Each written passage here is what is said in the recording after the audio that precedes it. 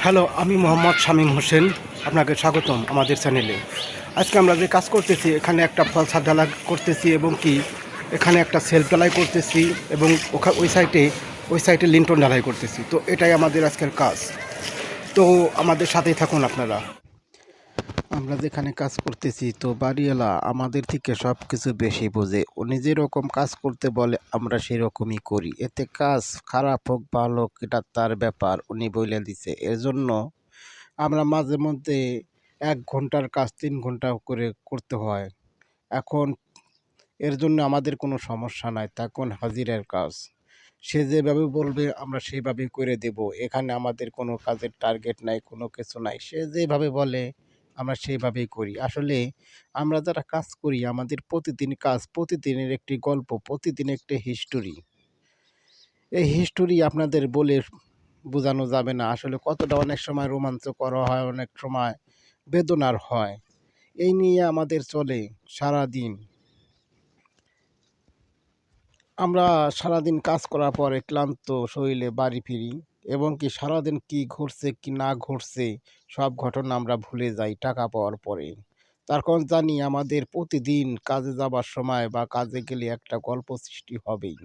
একটা মানুষ প্রতিদিন গল্প কি আর মনে রাখতে পারে? তেমন আমরাও মনে রাখি না। আমাদের মনে থেকে বা মাথার ভিতর থেকে এগুলো ডিলিট করে ফেলি। তবে অনেক সময় অনেক বাড়িওয়ালার কাছে কাজ করতে গেলে দুঃখ প্রকাশ করি, কথাবার্তা বলি।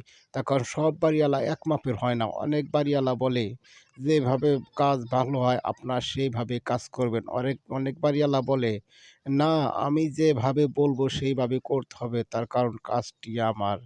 বাধ্যগতভাবে আমাদের করতে হয়, কিচ্ছু করার নেই। আবার তাদের মতামত অনুযায়ী যদি কাজ করি, কাজে যদি কোনো সমস্যা হয় তাহলে আবার বলে যে, "আমি নয় বুঝি নাই, তোমরা তো বছরে অনেকগুলি বাড়ি করো, আমি নয় একটা করতেছি। তো আমি বললাম তোমরা করলা কেন?" এখন এই কথার আপনারা কি জবাব দিবেন? অবশ্যই লাইক, কমেন্ট করে এগুলার উত্তর আপনারা দিবেন যে একটা বাড়িওয়ালা করার পরও আমরা যদি করি, কিন্তু আমরা তো সবসময় ভালো লাইফ সাজেস্ট করি। তারপরেও উনার মন মতো করার পরেও কাজ যদি খারাপ হয়, দোষ হয় আমাদের। কিন্তু আবার যদি অন্য পিলে করতে চাই, তাও করতে দিবে না। আসলে এই সমস্যার সমাধান কি আপনারা অবশ্যই কমেন্ট করে জানাবেন। এই যে আমাদের বাড়িওয়ালা এখানে আমাদের সাথে কাজ দেখাইতেছে, এটা লাগছে, ওটা লাগতেছে, এখানে ওটা দাও, এটা দাও, লাগলেও দাও, না লাগলেও দাও। কিন্তু উনি খুব রাগী মানুষ। আর ওনার কথা মতো যদি কাজ না করি তাহলে পদে, পদে সমস্যা। এখন ওনার সাথে আমরা কাজ করতে গেছি, উনি বাড়ি নির্মাণের জন্য আমাদের ডাকছে, আমরা গেছি। এখন যদি কাজ অর্ধেকটা ফেলে থুয়ে আসি তাহলে মানসে আমাদের খারাপ বলবে। তার কারণ আমাদের কেউ কাজ করাতে চাবে না। আমাদের দিয়ে কেউই কাজ করাতে চাবে না। তখন উনি জায়গায়, জায়গায় বলবে। এটা একটা মূল কমন সমস্যা আমাদের জন্য। এখন আপনারাই বলেন এমন সমস্যায় এই ধরনের কাজ যারা করেন বা এই কন্সট্রাকশনের কাজ যারা করেন এই ধরনের সমস্যায় আপনারা কে, কে পড়ছেন? অবশ্যই কমেন্ট করে জানাবেন।